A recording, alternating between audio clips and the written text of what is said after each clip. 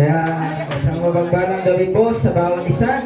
Amen. Nawang bawat isa ay masagana, pinagpala, at masaya na nagpupuri sa ating Panginoong Diyos. Amen. Ngayong umaga. Kaya isang mapagpalang umaga po sa tayo po idadako na po sa ikalawang bahagi ng gawain ng ating Panginoong Diyos. Ang paalala, amen, ito po yung pangunahan ng ating kapatid, walang iba, Sister Natalie. Palakpakan po natin ang ating Panginoon. Praise. Amen. Isang mapagpalang umaga po sa bawat isa. Minsan pa isang malakas na palakpak para sa ating Diyos na buhay sa umaga nito. Amen. Ako po idadako sa paalala. Meron po tayong 4 na beses na gawain sa loob ng isang linggo. Ito po yung pinapamunahan ng Wednesday ng gabi, 7 to 9 p.m. At ito ay sunod ng Friday ng gabi, 7 to 9 p.m. At linggo ng umaga, 9 to 11 a.m. At linggo ng gabi, 7 to 9 p.m. Yan lamang po sa Diyos ang papuri. Amen. Kaya yun po yung gawain natin sa loob ng sa linggo. Amen. Wala pong pinagbago. Ganun pa rin. Wednesday, Friday, linggo ng umaga, at linggo ng gabi. Amen. At mamayang gabi po. Amen. Tayo po ibabalik dito ng alas 7 ng gabi. Amen. Dahil may gawain po tayo mamayang gabi. Alas 7 ng gabi. Kaya kung nagtataka kayo, amen, bakit ang daming simba? Amen. Sa iba, linggo lang. Amen. Isipin nyo po, amen, na may katawan tayong spiritual kapag pinapakain mo yan tuwing linggo. Amen. Laging gutom yan. Amen. Kaya tuwing Wednesday, Friday po, na dapat po, amen, amen, na dapat po rin tayong magbigay ng oras, panahon, amen, sa ating spiritual na buhay. Amen. Tuwing midweek services. Amen. Hindi lang linggo natin pinapakain yung ating spiritual na katawan. Kaya yun po sa ating paalala at karagdagang paalala po. Amen. Sa darating na February 10. Amen. Sa darating po na February 10, inaasahan po ang bawat kabataan na dadalo, amen, sa Youth Grand Rally. Amen. Sa ating Ignite Worship Explosion po. Amen. Yun po yung Ignite Worship Explosion po ng Valentine's. Kaya kung magbabalak ka makipag-date ng Valentine's, amen, huwag mo nang ituloy. Amen. Meron tayong gawain yan. Amen. Kaya kung may kadate ka, amen, yung anak mo, alam mong may kadate ng February 10, amen, isama mo, amen, sa Youth Grand Rally. Kaya ano nga ba yung Youth Grand Rally? Amen, yun po yung, kung may nakikita po kayo laging nagrarally sa labas, nagsisigaw-sigaw, amen, ganun po yung gagawin natin, amen, pero para sa pangalan ng ating Panginoong Diyos. Amen, magpaparada po yung mga kabataan, amen, sisigaw ng Jesus, amen, sisigaw yung kadakilaan ng Diyos, amen, para malaman ng buong Pilipinas, amen, buong lugar na doon, amen, na may Diyos na buhay na pinaglilingkuran yung mga kabataan na nagrarally. Kaya yun po, inaasahan po ang bawat isa sa February 10. Amen, imarkahan nyo na po yung kalendaryo nyo, February 10. Amen, para po sa mga kabataan. Amen, meron po atang entrance fee yun. Amen, sa entrance fee na po yun, wag po kayong, tawag doon, wag po kayong mabahala, amen, dahil yung entrance fee naman po yun, amen, ay di naman kayo lugi. Amen, dahil entrance fee lang siguro nun, mga 50 to 100. Malimit, 50 pesos lang. Dahil mga kabataan lang din po, yung mag-ooperate nun, amen, syempre kabataan, walang budget yan. Amen, kaya tulong-tulong po tayo, amen, para po mapagkaisahan po yung gawain ng ating Panginoong Diyos. Kaya yun po, amen, nandito po tayo magtatagal, tayo po idadaro na po sa ikatlong bahagi ng gawain ng ating Panginoon, ang pasasalamat. Amen, kaya sino pong willing magpasalamat? Amen, kaya mukhang tahimik ang bawat isa, parang iniipon pa yung mga gustong sabihin. Amen, kaya sino pong willing magpasalamat sa ating Panginoon Diyos? Meron pa tayong mga more than 5 minutes para magpasalamat po dito po sa harap. Amen, i-share nyo naman, amen, kung nalalo kayo ng loto, amen, share nyo naman. Amen, nanalo kayo, amen, meron kayong pagpapala, amen, natanggap, amen, i-share nyo naman, amen, yung istorya, amen, ng inyong pagpapala. Amen, sino pong willing magpasalamat? Amen, palapahan po natin ang ating Panginoon buhay ni Sister Lord. Amen. Magandang umaga po sa brothers and sisters sa na pastora at pastor po. Ang isi-share ko po yung kabutihan po talaga ni Lord sa buhay namin, no. Kasi po, hindi ako iiyak kasi maliit na. Ang talagang naramdaman ko po talaga yung presensya po ng ating mahal na Panginoon. Na pag pumupunta po talaga ako sa simbahan, hindi po talaga may iwasan po na nagkakaroon po talaga ng bawat may mga, alam niyo po yung sinasabing marites. Wala po yung kaalam-alam na may nagkwento po sa akin isang bigan na dati ko siyang close po siya dati pero ngayon hindi nagkaroon po kami ng hindi pagkakaintindihan po noon. Pero nag-okay na po kaming dalawa. Nalaman ko po sa kanya na sabi ko sa akin, ate, pag umaalis ka daw ng bahay ng gabi nakikipagkita. Sabi ko sa akin, sabi ko, hi, thank you Lord, sabi ko gano'n. Hindi ko sila iniintindi ka alam man yung sinasabi nila. May nakakita daw sa akin na mayroon lalaking maputi. Sabi ko, sino kaya yun? Sabi ko, baka si Lord yung kasama ko na nakita. Sabi ko gano'n. Hindi ko sila pinapansin. At saka yung mga sinasabi nila about sa pamilya ko, hindi ko sila pinapansin. Kasi alam ko talaga yung binigay sa Lord, talagang kabutihan ko talaga yung nasa puso ko. Kung ano yung sinasabi nila, hindi ko na lang po sila binabato ng mga pangit na salita. Tapos yun din po about po sa paghahanap ko po ng bahay. Siguro po ito na rin po yung binigay sa akin ni Lord na bahay na malapit po kay Ate Beth. Ngayon po, napakabait rin po ng may-ari. Pinilay ko rin po yung kay Lord. Nasabi ko, Lord, bigyan mo ako ng bahay na makakasundo ko po yung may-ari. Praise God, binigyan po ako ni Lord kasi po, yung may-ari po ng bahay na yun isa rin pong religyosa din po. Maraming salamat po sa ating mahal na Panginoon. Amen. Amen. Kaya ayun talaga. Amen. Pag binato ka ng bato, amen, bato yun naman ng pandesal. Amen. May palaman dapat. Hamburger na daw.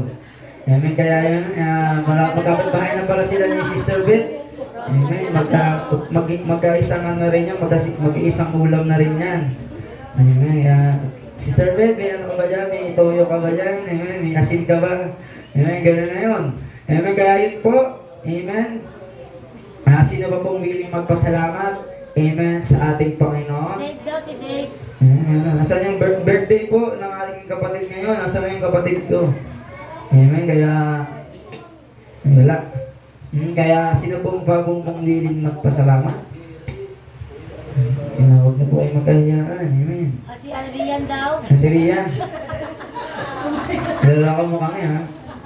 Amen. Kaya kung wala na po, amen, di na po tayo magtataga. Tayo po dadako na po sa ika-4 na bahagi ng gawain ng ating Panginoon Diyos. Ito po ay simbolo rin po ng pagpapasalamat. Amen, kaya tayo po ipangunahan ng ating buting Pastor Romnick Nepomuceno sa pagbibigay.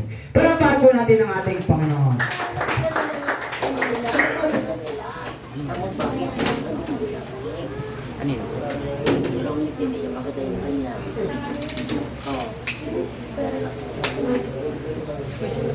Amen. Hallelujah. Sa mabagpalang maga po sa buhay ng bawat isa. Amen.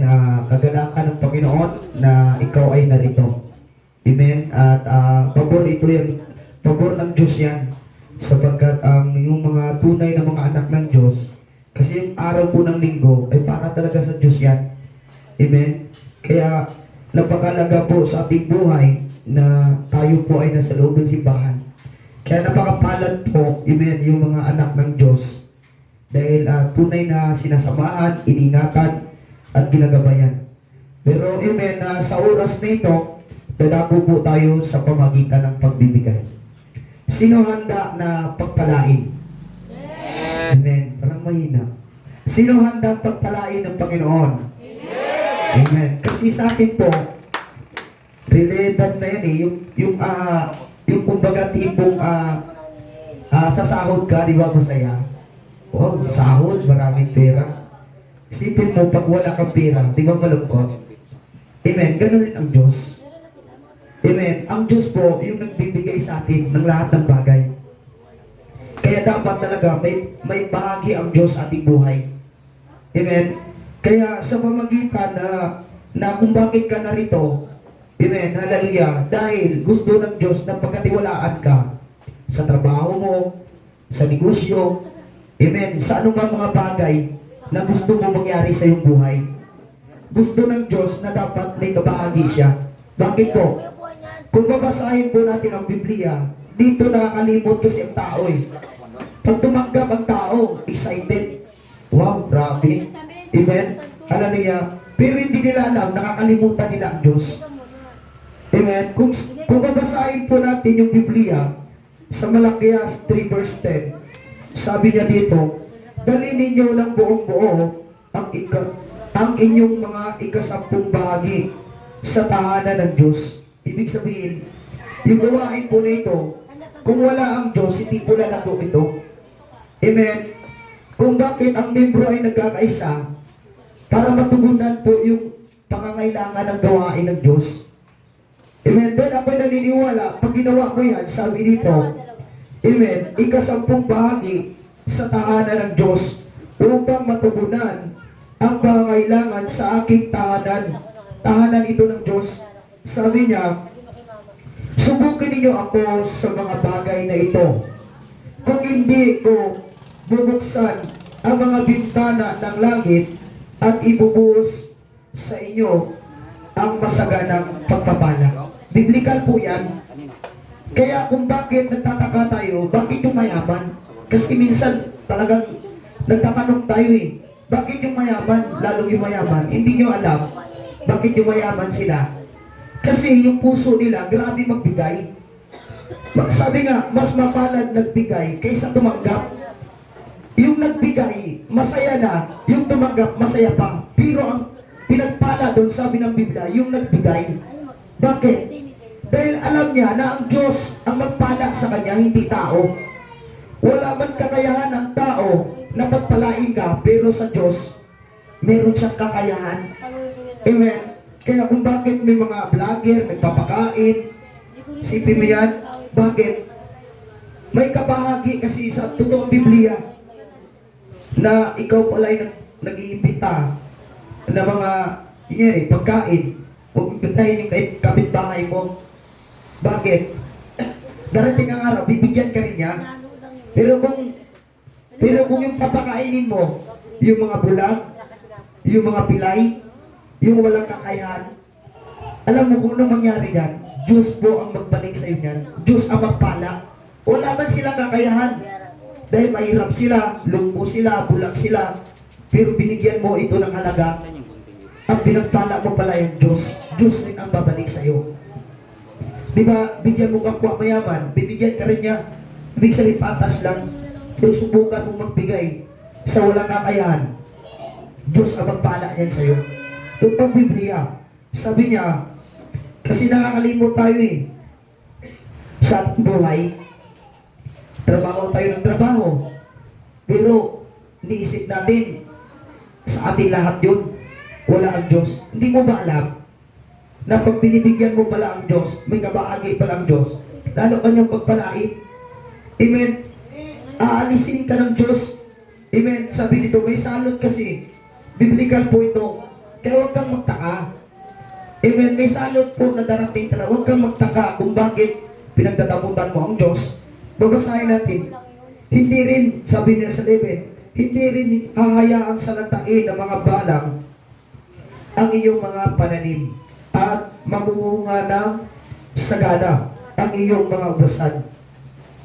Dahil dito'y sasabihin ng lahat ng bansa na kayo'y mapalad sapagkat napakainam manirahan sa inyong lupain, sabi ni Yahweh na makapangyarihan. Masasakit ang sinabi ninyo tungkol sa akin, sinabi ni Yahweh. Ngunit ang tanong, mayroong katanungan dito. Ngunit ang tanong ninyo, ano ba ang sinabi namin laban sa inyo? Sabi niyo, walang saysay maglingkod sa Diyos. Totoo talaga yung mga taong walang pahalaga sa Diyos. Sinabi nito, walang saysay ang maglingkod sa Diyos. Ano ba ang mapapala natin? sa pagsunod sa kanyang mga utos, sa pamagitan, sa pagpapakita natin kay Yahweh nang nagsisisi tayo sa nagawa nating kasalanan, hindi ba kung sino ang palalo ay siya pang pinagpala, hindi lamang masagana ang masama, kundi sinusubok pa nila ang Diyos sa pamagitan nila ng kasamaan. Ngunit hindi sila pinaparusahan ng Diyos. Maliwanag. Amen. Pero sabi dito, sa number 18, basahin natin, muli ninyong makikita ang pagkakaiba ng mabuti at masama ng taong naglilingkod sa Diyos at hindi naglilingkod sa Kanya. Amen. Kaya kung bakit yung naglilingkod, pinagpala ng Diyos yan. Bakit yung nagbibigay, pinagpala ng Diyos yan. Totoo naman talaga eh. Biblical kasi yan eh. Amen. Kung sa pagkain, di ba pag nagutom ka, kakain ka talaga. Oras na, alas 12 na. Talaga maalala mo, kasi kakain na eh. Amen, hapon na, kakain ka naman. Pero, amen, ibig sabihin, saan ang bahagi ng Diyos sa ating buhay? Kaya kung bakit ang tao nakaranas, amen, sabi ng Biblia dito, talagang mayroon talagang mangyayari na hindi maganda. Kasi wala talagang bahagi ang Diyos eh. Kasi kung may bahagi ang Diyos, iingatan ng Diyos yan. Yung pagtrabaho mo, yung negosyo mo, yung buhay mo, ingatan niya. Maliwanag ang Biblia. Totoong Biblia, lalo kapag pagpalain. Bakit? Nagbibigay ka sa Diyos eh. Ang binigyan mo, hindi tao, Diyos na makapangyarihan na walang imposible na kayang gumawa ng mga dakilang bagay. Himala. Amen, kung mabasa niyo si Pedro, yung nangingisda. Amen, hallelujah, kung paano siya pinagpala. Panginoon, tangaling tapat na, walang isda, magdamag kami ng isda, pero wala kaming huli. Amen, ibig sabihin, alam niya, wala talagang isda, pero ang sagot ni Jesus, amen, isakay mo ako. Diba, tinulungan siya ni Pedro, pumalaot ka, mahuli tayo. Dahil sinabi mo, susundin kita. Sa pilitan pa yun, yung pagsunod ni Pedro, pero nangyari, amen, nangyari yung himala na ginawa ng ating pong Panginoon sa gitna ng karagatan. Amen, ang dami. Sipin mo, doon mo makikita kung paano pinagpala si Pedro. Nagtawag pa siya ng kasama. Ganun pala yung mga anak ng Diyos. Pag ikaw pala yung pinagpala, tatawag ka pa. Amen, tatawag. Ibig sabihin, babagian mo rin yung isang tao na gusto mong pagpalain. Ganun pala yung pagpapala ng Diyos. Pinagpala ka na, pwede ka pang magbahagi. Ganun nangyari kay Pedro. Halos malubog ang kanyang bangka. Sobrang dami ng isda. Anong sagot niya? Walang isda, Panginoon. Magdamag kami ng isda. Pero walang isda. Pero sumagot si Jesus. Si Jesus mo nagsabi. Kaya, pagkatiwalaan natin sa pamagitan ng pagbibigay, magtiwala ka sa Diyos. Amen. Hallelujah. Nag-alilangan pa nga si Pedro eh. Pero, nung nakita ni Pedro yung himala ng Diyos, ng ating Panginoong Jesucristo, sabi niya, makasalanan ako, hindi ako karapat-dapat. Ibig sabihin, nabag ang ating Panginoon kay Pedro sa pamagitan ng pagsunod. Kaya sa ating buhay, kung magta-tithes ka, nagtitiwala ka sa Diyos, sa ayaw mo sa gusto, pagpalain ka niya. Pagpalain ka sa trabaho mo, pagpalain ka sa negosyo mo. Biblikal yan. Ang Diyos ay hindi marunong sumira sa kanyang pangako. Minsan tayo lang nagkulang. Tayo lang lumayo sa Diyos. Tayo lang, amen, hallelujah. Talagang nag-alinlangan tayo sa Diyos. Amen, ang Diyos hindi nagbibiro. Totoo yan. Amen, hallelujah. Maging sa aking buhay, kung talagang kilala mo ang Diyos ay ganap. Nung pagpunta ko doon sa Tracy Martinez, Cavite, grabe, ang sama ng pakiramdam ko. Amen, talagang aircon pa, ngunit umiinit yung katawan ko. Pero hindi ko nalintana yun. Bakit? Kilala ko ang Diyos eh. Kahit inaapoy ka ng lagnat, binibaliwala ko lang yan. Bakit? Kilala ko ang Diyos na siya dakilang manggagamo. Kung sa buhay mo, kung dakilang provider ang Panginoon sa buhay mo, dapat kang magtiwala. Huwag kang mag-alilangan. Amen? Kaya sa ating buhay, napakapalan. Totoo po yan. Balang araw. Ganun rin ako dati, hindi rin ako naniwala noon. Pero nagpakilala talaga ng Diyos na siya'y pagpapala sa ating buhay. Huwag ko lang baliwalain. Amen? Totoo, biblical to. Maraming pinagpala ng Diyos. Amen. Ngunit dumating sa kalagitnaan, nagpakita na ng Diyos ng himala eh. Amen. Nagpakita na ang kulang lang sa tao, kulang pa rin sa paniniwala. Kulang pa rin, di pa rin talaga nila kilala lubusan ang Diyos. Ang Diyos na nagpakilala. Amen. Huwag nating sabihin si Jesus Christ, multo. Nakita siya ni Pedro, uy, multo. Minsan ang tao talaga multo, talagang tingin sa Diyos. Amen. Sa pamagitan ng pagbibigay, walang halaga. Amen. Parang multo, takot.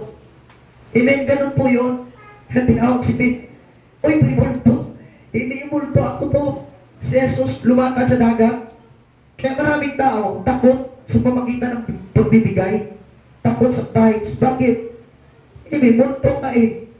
Ganun ang tao. Huwag kang matakot. Amen. Hallelujah. Prove po ang pagbibigay. Tithes and offering. Prove po yan. Ang binibigyan mo ng halaga dyan, yung kaharian ng Diyos. Pinagtanggol mo ang kaharian ng Diyos. At hindi lang yun, maraming kaluluwa pa na mababago ang buhay dahil sa financial na ibinigay mo. Ikaw ang pinagkatiwalaan ng Diyos. Pinagkatiwalaan ng tayo ng Diyos ng kayamanan nito. Hindi ito sa atin. Hindi ito sa atin ito. Sa Diyos ito, pinagkatiwalaan.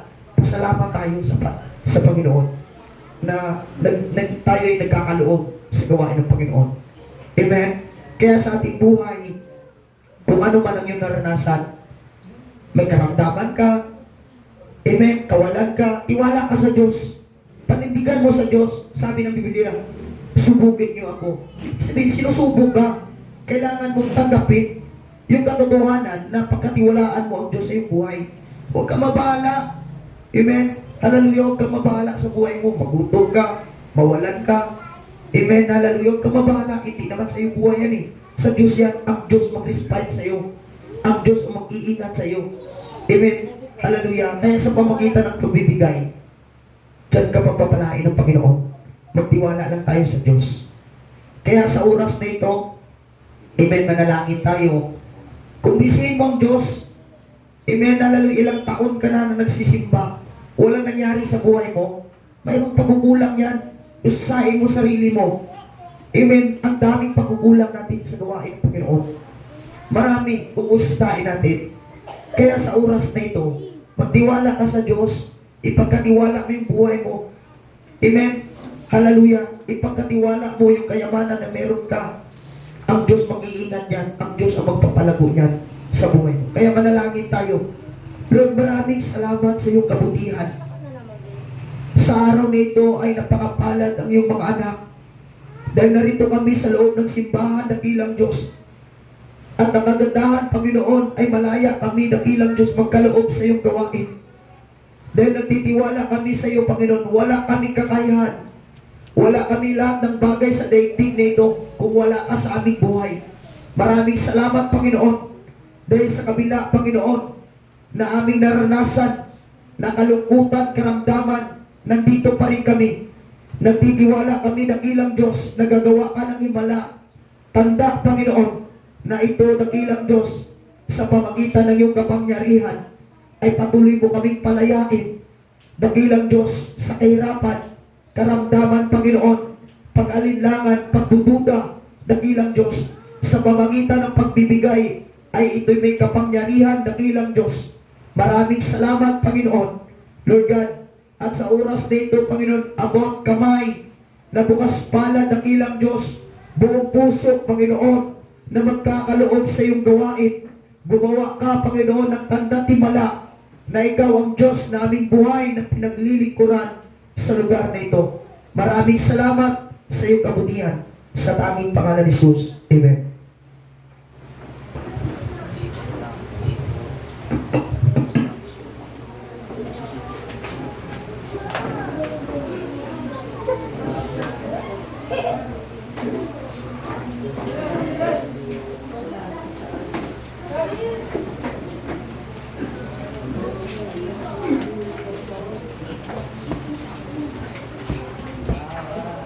Special number yan. Ay, special number po. Special number. Siya kami po sila. Sa pastura.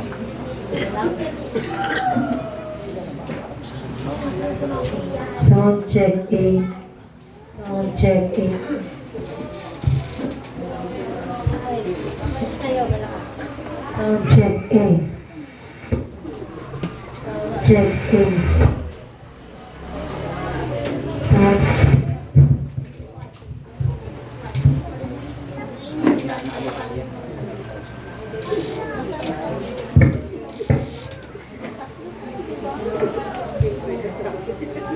Sound check. Ganun naman natin.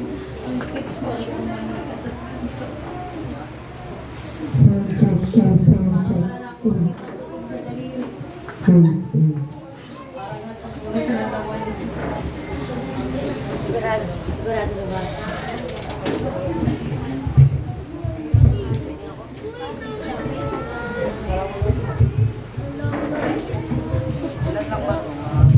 Pwede po ba po? Huwag ka magpaupo dito. Doon kayo, bakit ka nandiyan kayo? Si? Bakit? Hindi. Para saan? Mamaya na lang. Wala pa siya.